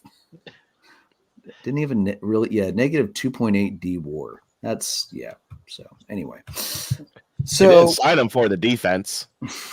They signed him to do what he did this year: hit home runs and bring guys in. God, I hope not. Anyway, so the Mets. I mean, it's just. Is there a team that was more disappointing this year than the Mets? I mean, we all predicted the Mets were going to be a wild card team. I mean, I feel like Jason, just to spite me, predicted the Mets or the Phillies would win the division this year, which clearly didn't happen. But we were all thinking it was going to be Braves, Phillies, Mets in the playoffs in whatever order. And the Mets they completely imploded, fell flat in their faces. And now Cohen has completely backtracked in saying that, no, we're really looking more at like 2025 to compete again, which is why Max Scherzer said, okay, no more no trade clause. Get me the hell out of here. Like, damn. Well, it's like there was trade talks about getting rid of Alonso. We saw what he did when those rumors started coming through. He just stopped fielding fly balls. Mm-hmm. Yeah, Alonso, it wasn't a great year for the Polar Bear. I know he had some injuries in there too, but it was not a typical year for what we expect to see out of Alonso. He did pretty solid as far as the home runs and the RBIs. His average, I think, was down compared to his usual 217. His career average is 251. Yeah, just to put that in perspective. So, that's one thing that they're going to have to look at in the offseason too. Do you keep Alonso? Do you move Alonso? What are you going to do that if you're not going to start legitimately competing until 25? How are you going to convince Alonso to buy in and stay relevant and team leader with this team, because let's face it, some of the antics he pulled this year, like tossing that one guy's first hit into the crowd, the throw it again to Bryce Elder after he smashed the slider before basically falling apart against the Braves for the rest of the season. Granted, Charlie Morton nailing him with a fastball to the wrist didn't help either. What do you do if you're the Mets ownership? What do you say to Alonso to try and keep him engaged and active with the club? I don't know. He's a free agent after next season, right? Give me a second. I have his page on Baseball Reference pulled up. I can tell you. I'm pretty sure you're right about that, Ronnie. Because I think he came up after a year after Hoskins did. 25 is when he's a free agent. He has arbitration next year. Okay, that's what it was. They could look at, if he's having a decent season halfway through, they could offload him per se. Yeah. To be honest, if that team is still not doing much, I wouldn't be shocked. Wouldn't be shocked at all, because he would definitely command them some nice prospects back.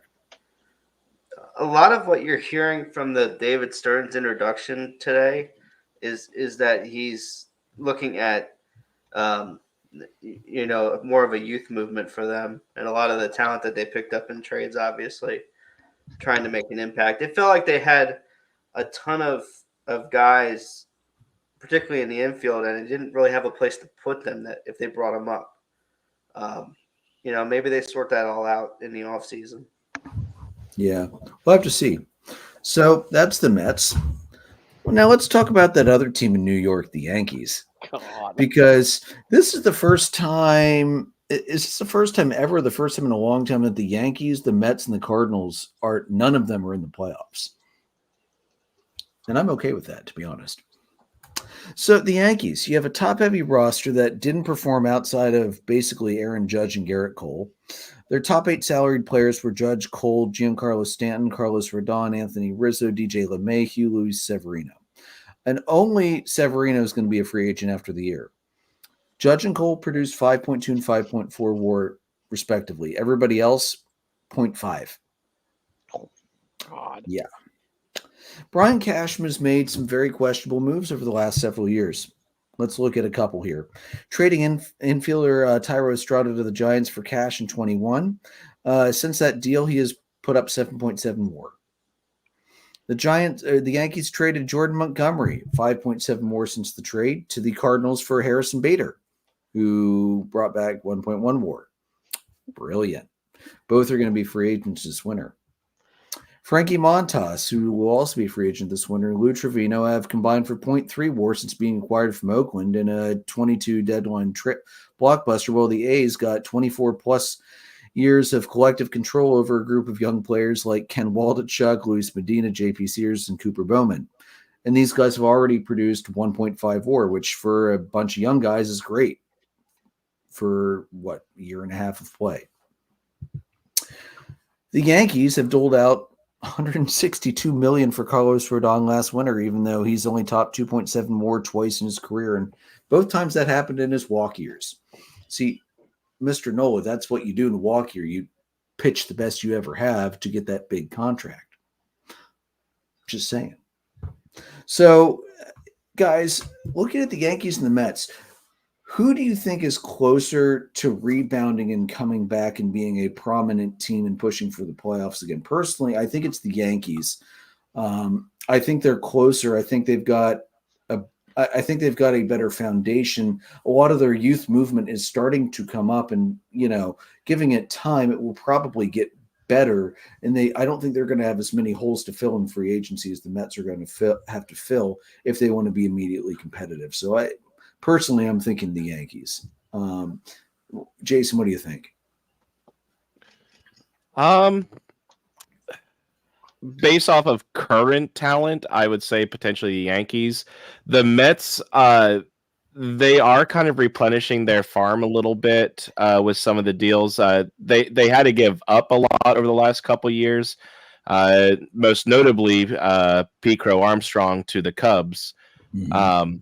But they are starting to replenish that system. They've started bringing up some of their younger guys like Brett Beatty. I think he's going to be good as he develops. I believe was it Ronnie Mauricio? Yeah. So I think in the immediate future, the Yankees, but thinking like a couple years from now, the Mets, because the Yankees are going to have their aging stars. Yeah. Joe? Yeah, part of you wants to think that the Yankees, just because of the track record, but Brian Cashman's track record is god awful. They don't have, I don't think, other than Aaron Judge, I don't think they have another homegrown talent piece in the major league club at this point. Maybe one or two other ones, but to me, I trust the new GM or new president of operations, David Stearns, more than I do Brian Cashman. Yeah, Cashman needs to go along with Aaron Boone. They just need to make a split from both of them and be done with it. The New York media is already reporting that Boone is expected to stick around. Of course he is. So, I mean, that's already been decided. I trust him a lot less too. Obviously, I've made my feelings on Boone fairly well known. But yeah, I trust the Mets talent pool a lot better than I do the Yankees. Yeah. Ron? Pretty much with Joe and Jason on this. I do trust the Mets a lot more than I do the Yankees, and honestly, I'm kind of just waiting to see who the Mets are going to bring in to be their manager, and hopefully, that could be a big turnaround. Look what it did for the Phillies last year by, having Rob Thompson take over. So, new manager, new face can really help out. That's fair. My thoughts to the Yankees keeping Aaron Boone there. Could you hear that one? Yeah. The first half of it, but we recognized it. It was the Price is Right losing horn. Jason, a comment here for you from Thomas Crane, from my wife to Jason Ricker. Go O's. Hey Tom, yeah, I've got you guys repping tonight. Have to go with some Orioles gear tonight. Have the Phillies underneath with the 2008 shirt from my buddy at 2008 Phils, John Foley on Twitter. But yeah, absolutely, those O's are so. I just love watching them play. They are a fun team. All right, our next bone of disappointment: the St. Louis Cardinals. I know Joe was so heartbroken to see the Cardinals go down in flames this year. So the Cardinals, they've long time dominated the NL Central, and then they suddenly dropped to tie the Nationals for the second worst record in the NL. This was their first losing season in 16 years and their worst winning percentage since 95. Everything declined from last year to this year: pitching, defense, and offense. A lot of dysfunctions of the club. They used 8 different starting left fielders, 5 different center fielders, 8 different right fielders, and a ton of shortstop and second baseman as well. The rotation was a mess. This is the depth chart right now. Now, pre-free agency, granted, the Cardinals don't really get into free agency much. This is the depth chart for the rotation: Miles Mikolas, Zach Thompson, Dakota Hudson, Drew Rom, and Steven Matz. Boy, that really that really scares you, doesn't it? Plus, he had Adam Wainwright in there. No, next year. Oh, you said next year. Got it. Yeah, Waino has officially said he has thrown his last pitch. He is not coming back. Yeah, this was shocking. And, the thing that really, with the Cardinals, it seems like, and where did I read this? I think it was from Bradford Doolittle on ESPN Plus. He said the Cardinals have been too long content to build 90-win teams. And the problem is, when you're trying to build a 90-win team instead of a 100-plus win team, when things fall apart, they fall apart a lot worse when you're trying to build a 90-win team than a 100-win team. And I think he really nailed the analysis on that one. Nothing worked right that the Cardinals tried this year. And granted, you didn't see me shedding any tears over it. I did reach out while we were talking about the different teams. I reached out to my buddy Zach, the Cardinals fan who joined us earlier this year, to kind of get his thoughts. I said, we're about to discuss the Cardinals as a failed season. Any thoughts? And I immediately got the picture of. Bing, bing, bing, bing, bing. Well, I immediately got a picture of Kitty from that '70s show, like pouring the alcoholic drink. Followed by his thoughts here. So I'm just going to read this for you guys. Zero emphasis on the rotation coming into the season, despite it being a major deficiency. The guys they did have are pitch to contact guys, which has been a priority for them for years. I think bad starters who pitch to contact and the shift ban was a bad combination. They used to be one of the better teams at deploying the shift. Supposedly this offseason, the emphasis will be building back the rotation with swing and miss guys. Swing and miss is good. Who would have thought? So I did kind of along those lines. I have seen some rumors here that they are expected to be heavy suitors for Sonny Gray and Aaron Nola. Yeah, that makes sense. All right, and then the last team of disappointment I want to talk about tonight is the Padres. You're looking at a team that reached the NLCS last year. They brought back largely the same core of players, very little turnover out there, but it went to no avail as the team struggled horribly. Their record in extra inning games this year went from 12-5 to 1-12. Record in one-run games went from 30-17 to 7-23. They were top 5 in both of those categories last year and bottom 5 this year. There have been reports of dysfunction in the clubhouse, although, of course, the Padres have pushed back against that. And they've been continuously aggressive at the trade deadline for a while, and they've depleted their organizational depth, and their stars underperformed. So, yeah, that's really all there is for the Padres. And frankly, I don't expect that to change anytime soon. Those luck-based stats will probably go back to the mean next year. It'll be more middle of the pack, but still, I don't expect the Padres to catch the Dodgers or the Diamondbacks anytime soon, the way that roster is constructed. I also think you might see, I believe this year is Manny Machado's opt-out year, isn't it? He already re-signed that contract. Oh, he did re-sign it? Yeah, that was awesome. He re-signed. Oh, wow. I definitely missed that because with how they ended, I would have fully expected him to opt out of that. I'm surprised he didn't wait.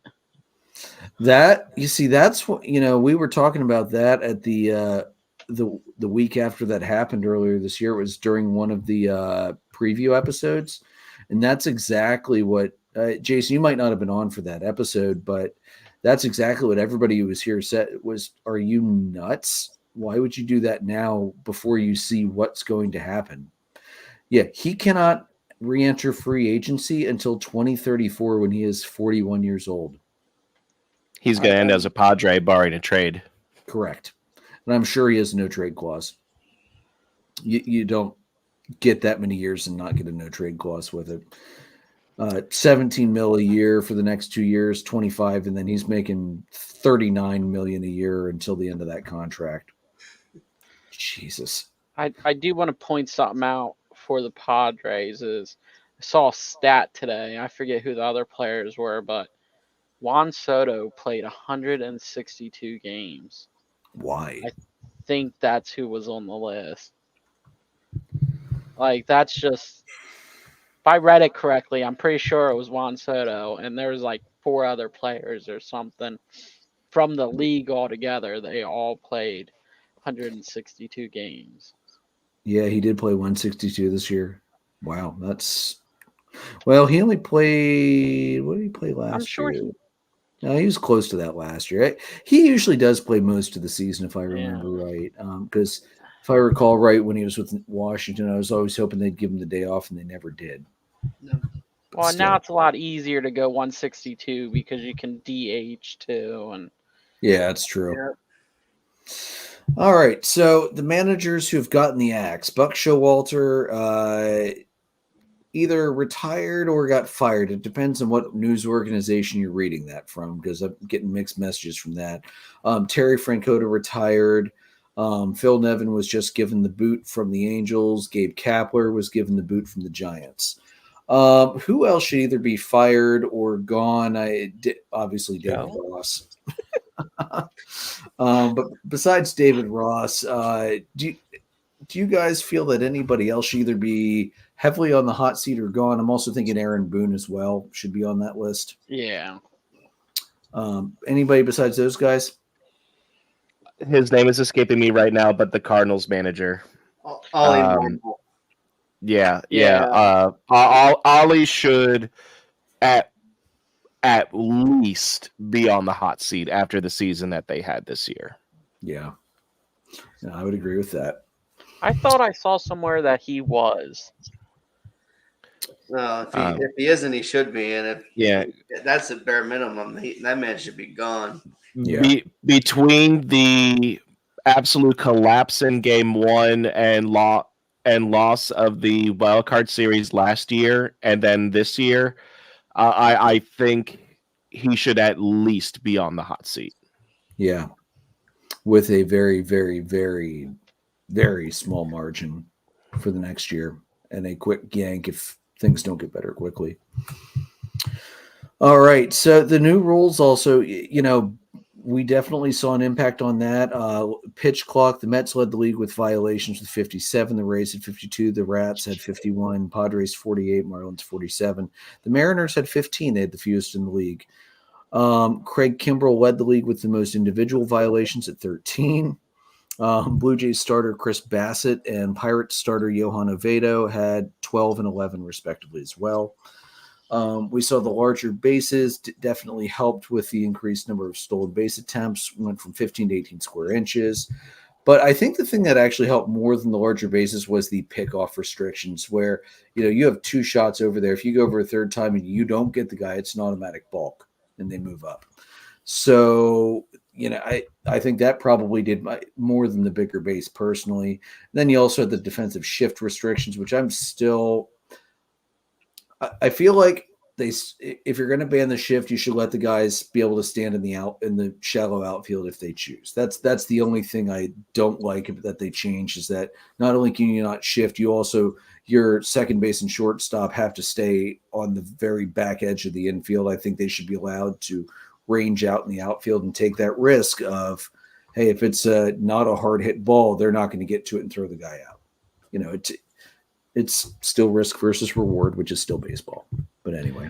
Out of the new rules, I feel like that had the least impact as far as changing the game goes, because teams were able to kind of adjust around that. You saw them staying, just on the inside, on their side of the base, and I believe it was once that pitch was thrown, they could move. So I don't think that had as much of an effect as things like the pitch clock, taking pitchers out of their rhythm, like the larger bases. I mean, the larger bases, I think, aside from the pitch clock, were one of the bigger impacts. The only reason I'm going to disagree with that is because lefties had a huge jump in batting average. I think they jumped over 10 points from last year to this year. I read it somewhere and I forgot to write it down, but lefties had a huge increase in average from last year to this year. So the banning of the shift did what it was supposed to help those pure pull hitters that refuse to go back to Little League rules and spray the ball all over the field. Hey, don't worry. It didn't help Kyle out. Dude, nothing's going to help Kyle get his average up because he's only trying to hit home runs or strike out. All right. So speaking of Schwarber, Jason, so you got to be there to see the celebration of the wild card clinching. Yeah, man. Awesome. What was that? Yeah, like? it was electric. That was the first time that I've seen clinching games. Like I've seen the Barnstormers clinch the Atlantic League title at home. I've seen the Hershey Bears clinch conference finals, things like that. That was the first time I've seen the Phillies clinch any kind of a playoff spot. I mean, granted, it's also until last year it was 10 plus years between that. But no, so that game was absolutely electric and also frustrating at the same time. The Phillies were getting no hit by Mitch Keller until the 6th inning. In the bottom of the 6th inning, Marsh was leading off the inning, and Keller's first pitch was up and in, and I think he definitely hurt himself a little bit there because he started shaking his arm out. So something happened there. Because the very next pitch, Marsh sent it 412 feet to right center field for a 1-0 lead. And then Bryce Harper also had a sacrifice fly in that same inning. So Phils are up 2-0 in the 6th. 7th inning comes, and Reynolds hits a home run off of Nola, which was kind of the only stain on Nola's day. He went 6 2/3, 4 hits, 1 earned run, no walks, 8 strikeouts. Huge start for him. The start that they needed from him, the start that he needed for himself leading into the postseason. And then Craig Kimbrell, I alluded to this earlier, how he's been struggling. He came in the 8th inning, got to see the wonderful entrance and whatnot again.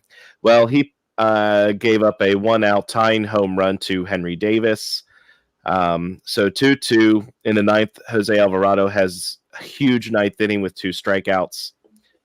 So Phillies don't get anything going. They head to extras with the Ghost Runner, which goes away now. We are straight up baseball for the rest of the year. Good. Are we? I thought they were keeping it.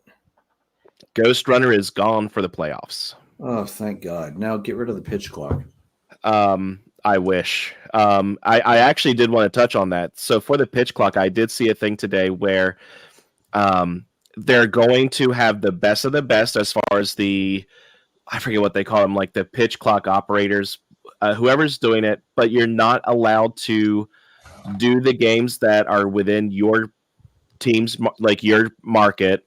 So you'll be East Coast will be getting West Coast will be getting East Coast, and the same people travel with the series. It's not like one group does the home games, another group does the away games. Same group does each. So just a quick thing about that. But anyway, back to extras here. Jeff Hoffman walked the leadoff batter in the 10th, so runners on first and second, nobody out. But he got a strikeout and 2 flyouts to send to the bottom of the 10th inning. In the bottom of the 10th, Brandon Marsh struck out. But Johan Rojas, the rookie, who wasn't even with the team at the start of the year, came up midway through, gets a single up the middle to score Christian Pache, who pinch ran for Castellanos as the ghost runner, setting off the celebration. The scene on the field was just incredible. They start. I'm standing there just watching, just taking it in, getting pictures of the scoreboard, and then they start playing "Dancing on My Own" again, which was just so much fun. The crowd was loving it. I refused to stay in the long line for merch because I wanted to go home. Because it was also still a little cold, chilly night. So, but it was the Phillies' first 90-win season since 2011. Rob Thompson, after the game, said, "This is just the start. This team is built for where we're going. Getting there is the tough part. Now we've got to finish this thing off." So that was just really neat to see them celebrate with the fans on the field and things like that. Trey Turner ended up going 30 for 30 in stolen bases, so it's a record for most stolen bases in a season without getting caught. And just a couple of fun things here. So as you all know, this is my first year as a season ticket holder. I did a partial plan, 18 games, and my tickets saw pretty much anything and everything. To give you a list, this was absolutely a good way to start my the season ticket holder year for me. It did start out rough, but I'm personally on a winning streak. I refuse to say how much because I don't want to jinx anything going into tomorrow. But my tickets this year saw, and now granted, this isn't always good things for the Phillies, but the Luis Arias cycle, the fan that fell into the bullpen during the Red Sox game, Bryce Harper's 300th home run, Bryce Harper inside the park home run, 3 walk-offs. The Schwarber home run against the Dodgers. Sorry, Dad. I left that game much happier than he did. An Alec Bohm single. About that. An Alec Bohm single and the Rojas single to clinch. My tickets also had photo day. I was able to take my brother-in-law for that, which was pretty awesome. Saw the first time Kimbrel's closer entrance was used, and finally saw Zach Wheeler pitch. My tickets saw every single starter pitch this year, which was kind of cool. Every player homered except Rojas. Had the clincher, also had the bobblehead night. So yeah, it was a really fun first season, and I'm excited because tomorrow I have the game for the first game of the wild card series. Wheeler going against Luzardo should be a great time. What I'm excited about for it the most is the fact that it's my first MLB playoff game that I'll be seeing in person. I didn't get to any of the games last year. And I'm just excited, like, to get a rally towel in person instead of off of eBay or through friends, which I'm very, very grateful for. Matt and Rob and like Ron, like everybody that went last year to the different series, they were kind enough to get me some merch that I was able to pay them for. But I'm excited to be there in person, see what that atmosphere is truly like, because I've only imagined and heard what it's like. I'm just excited to experience it in person for the first time. Take earplugs. No, sir. I will gladly be deaf and hoarse on Wednesday morning. Well, maybe Wednesday afternoon, you know. Thank God we don't have another episode the day after. Jason will be like, "What? What? Now, What?" if he can talk. I'll say I would be like Woody Page from Around the Horn, just holding up signs, you know. Yeah. But yeah, I'm so excited for that atmosphere tomorrow. Karen, unfortunately, is unable to go. She did start a new job and she has an event that she needs to be part of. So I let it up. I told my parents, like, hey, I can take one of you two. I can't take both, unfortunately. But they took me to so many games as a kid that I'm like, I really want to like give this back to them. And Dad decided that Mom's going with me tomorrow. Dad is a Dodgers fan, so while he was like, you know, father-son bonding time, my mom is a big Phillies fan, so she's never been to a Phillies playoff game. She and Dad went to a World Series game, I found out, in like 1979. Orioles and the Pirates, they went to game 6, I think it was. But anyway, that's a fun story for another time. But yeah, so Mom's going with me tomorrow, so I'm just really excited to just have this whole experience. All right, Jason. Well, let's close out the night. Let's go down on the farm, and I'm going to switch hats quick for our championship Lancaster Barnstormers, baby. Yeah, I'm going to get to them last because I'm going to save our local team for last here to end us on a good note. Couple quick series to touch on. We'll go in order from like AA to AAA. So AA, pretty much every league has wrapped up. The Texas League, the Amarillo Sod Poodles of the D-backs organization, they beat the Arkansas Travelers, the Mariners affiliate, 2-1 in their championship series. The Southern League, Joe, some good news for you. The Tennessee Smokies of the Cubs, they swept the Pensacola Blue Wahoos of the Marlins organization 2-0. And in the Eastern League, which is where the Reading Phils play, and I guess Gwinnett's AAA, aren't they? Yeah, Gwinnett's triple. Atlanta's AA is Mississippi Braves. Gotcha. Well, in this one, the Erie Seawolves of the Detroit Tigers organization swept their series 2-0 over the Binghamton Rumble Ponies. The Mets lose out yet again. Oh dear. I saw Erie last year in Harrisburg when Torkelson was still with the team, actually. So Yeah. they're a Yeah. solid club. Yeah. So Erie Seawolves, the Eastern League champs. And then moving up AAA. I believe this was the very first ever AAA national championship game. It ended up being the Norfolk Tides of the Baltimore Orioles organization. They ended up getting to this championship by beating the Durham Bulls, AAA of the Rays. So it's great. Orioles being the Rays yet again. In the International League Championship, they won that series 2-1. They faced the Oklahoma City Dodgers of course, the Dodgers organization, who beat the Round Rock Express, AAA for the Rangers, in the Pacific Coast League, 2-0. So the national championship, it was one game, winner takes all, no series.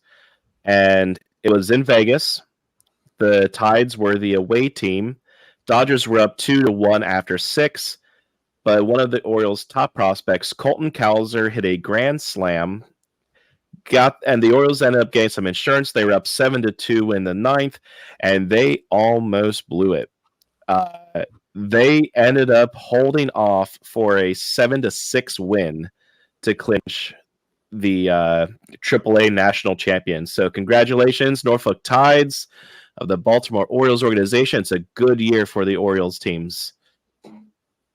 And then, last, certainly not least, our boys, the Lancaster Barnstormers of the Independent League, the Atlantic League of Professional Baseball. They swept their way to the championship series. They beat the Long Island Ducks last week. They ended up facing the Gastonia Honey Hunters, who it was their first ALPB championship appearance. They beat the High Point Rockers in 5 games to get there. And the big key to this, because of a rainout, there was no travel day for the Honey Hunters, and they had to use their best pitchers. So their best pitchers pitched in games 2 and 3, and they had to use other pitchers. So they didn't get their top pitchers pitching more than one time. Game 1, the Barnstormers won 3-2. All 3 runs were unearned. The go-ahead run came in the 8th inning on a wild pitch with a runner on third. So, escaped. Absolutely escaped. Game 1 with that win. And this series is a best of 5. So, first of 3 wins. Gastonia won game 2, 12-3. We're not going to touch any further on that one. And after that, it meant then instead of being a 2-2-1, it was a 2-3. So the last 3 games were in Gastonia, meaning that the Stormers would have to win 2 out of 3 on the road. And it didn't start out good. They lost game 3. They were up 2-0, but back-to-back home runs in the third, the first of which was a grand slam, took the Honey Hunters to a 7-3 win. So Gastonia's up 2-1 in this series. They need to win one more. Well, the Stormers forced game 5. They were up 9-4 in the 9th.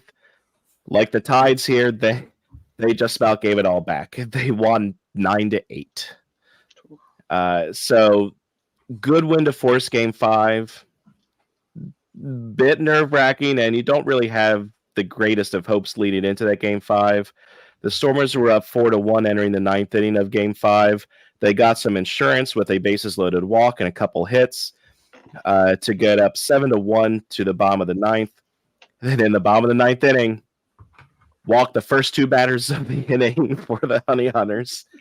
But the pitcher did buckle down. He got a strikeout, and then a pop out to short for a 7-1 win. And our Lancaster Barnstormers are Atlantic League champions for the 2nd straight year, back-to-back championships. It was their 4th overall, and it was their first time actually winning the championship on the road. Their 3 prior titles all came in Lancaster. Brent Teller, starting pitcher for the Barnstormers, was the championship series MVP. He pitched 2 games. He went 13 1/3 innings and only gave up 3 runs. He was the game 5 starter, and he pitched the game of his life in game 5. 7 innings pitched, 4 hits, 1 earned run, 1 walk, and 7 strikeouts. So, yeah, Stormers, congratulations. Way to bring it home, y'all. He says y'all like we're in the South. I wasn't going to say it. It's quicker than saying you all. Also, if I remember right from what I read earlier, they are only the 3rd Atlantic team to ever go back-to-back. Yeah, I believe Somerset and Long Island, maybe. Long Island went back-to-back.